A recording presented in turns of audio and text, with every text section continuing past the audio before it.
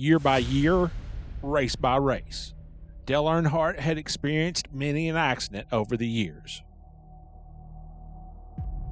Known as the Intimidator, of course he had wrecked others. He'd been wrecked. There had been mechanical troubles that caused him to wreck. And a few times, he'd just flat out lost it. Hey, nobody's perfect. Rivals seemed to line up, one right after the other, after an on-track incident somewhere. Some accidents looked worse than others. Some were worse than others. But only 3 times had Dale Earnhardt ever spent the night in the hospital due to an accident. Once after a vicious accident at Pocono his rookie season, and another at Talladega in 1996, and following his bizarre blackout episode during the 1997 Southern 500. For a quarter of a century now, it's been a near unanimous consensus. Earnhardt's wreck at the end of the 2001 Daytona 500 just didn't seem that bad at first glance. Others had looked worse. Horribly, however, only one window net came down. Ken Schrader walked to Earnhardt's car, took one brief glance in the window, and immediately began urgently gesturing for help. It was the first sign that the world NASCAR had once known had been turned upside down. Like so many others that afternoon, Ken Schrader knew that Dale Earnhardt would come bounding out of his car following the accident. He'd be aggravated by the accident, but he also would have grinned, "Schrader, did you see that? My car's just finished first and second. Top that." I went over to Dale's car, not expecting for it to be, have the consequences that it had. Not expecting at all. Kneeled down, took the window net down, thinking he's going to be pissed, but he's going to understand why the wreck happened, just because, nobody deliberately crashed anybody. It just, we were all arguing over space the last lap. He's going to understand that, and his cars just ran one or two. And then I was caught off guard, by him. It took only that one quick glance for Schrader to fully understand the gravity of the situation. Okay, I wave, emergency crews there instantly, and some, very good effort was put in to try to save him, but the damage was done. As soon as the Earnhardt and Schrader cars came to a stop, Danny Culler, the 7-time champion spotter, began trying to get his driver on the radio. And I'm sitting there, I'm looking at binoculars and everything. And when the crash, after it stops, I go back to Talladega when they had it crashed to him and Bill Elliott. And I asked him on the radio, I said, "Dale, you okay? Talk to me." And I said it 3 or 4 times. He never said anything. I said, "Dale, talk to me, okay?" Never said anything. And I thought, well, maybe it's like Talladega, knocked the breath out of him. Or maybe at least the radio come unplugged, or worse, he got knocked out. A thick sense of dread was already beginning to ooze its way across the Daytona landscape. And I'm still sitting there looking, the race is over, and Skinner's his teammate, and Skinner on the cool-down lap, I see Skinner slow down, come by her, so I turn my number 2 radio on Skinner's frequency. And I hear Skinner tell Richard, said, "Richard, you better get down here." Well, I knew probably pretty bad then. And then Teresa comes on the radio, and she hollers at me 2 or 3 times, and I said, "Yeah." She said, "Can you see anything?" And I'm sitting there looking at binoculars, and I see Schrader go over there and on. I didn't want to say anything over the radio, and I said, "No, honey, I can't see anything." Once he was told of the severity of his father's accident, Dale Earnhardt Jr. immediately began sprinting toward the infield care center. Ken Schrader was already there. He sat on a gurney, the curtain drawn, attempting to collect his thoughts. Suddenly, the partition flew open. It was Richard Childress. "I'm in an infield care center." "Well, you're in there behind a curtain. Here comes Richard." "Yeah, well, think the world of Richard. He pulls the curtain over, and he's like, 'What's the deal?' And he said, I turned like 3 shades of white, and he said, 'We gonna be out for a while?' And I said, 'Oh, I think it's worse, Richard.' He said, we're gonna be out for a while?' I said, 'No, Richard, I think it's real bad.' And then he was like full speed ahead to the hospital. After the long run from his car, Dale Jr. arrived in the care center. He, too, saw Schrader.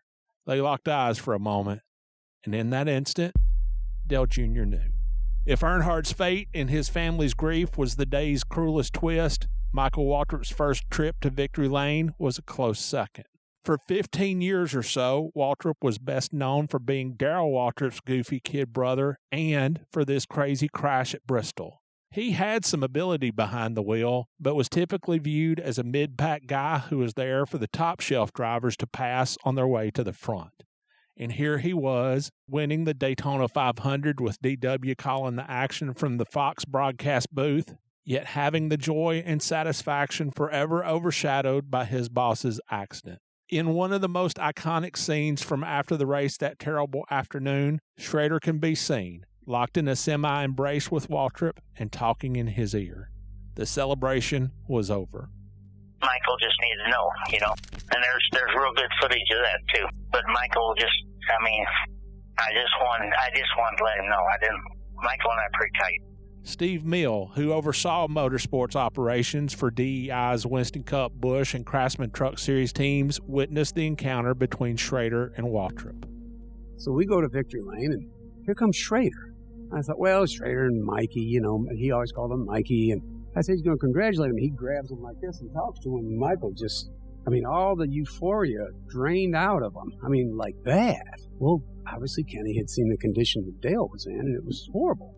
When Rusty Wallace arrived in Daytona for the start of the 2001 season, he'd visited with Bill France Jr. in the NASCAR office complex just across the street from the racetrack. Mr. France says, hey, man, come up to the office and let's hang out and talk some airplanes, because he loved airplanes.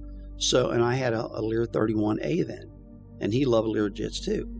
So we're up there talking, and he said, man, how much longer can I keep doing this? I said, what do you mean? I said, I'm winning right now. Well, I know, but he says, to tell you what, man, I've been watching your career. He said, it went up, up, up, and now it's right here, and you're kind of doing this. He held his hand up, just like I'm holding my hand up. He said, it's starting to do this right now. And he said, man, we could use you in this sport for a long time and other things. He said, I'd hate to see your ass go out there and get hurt. He said, I hate to see you go out there and get hurt and something go wrong, And I said, I blew them all off. I said, okay, I got it. Wallace had a complicated relationship with Earnhardt over the years.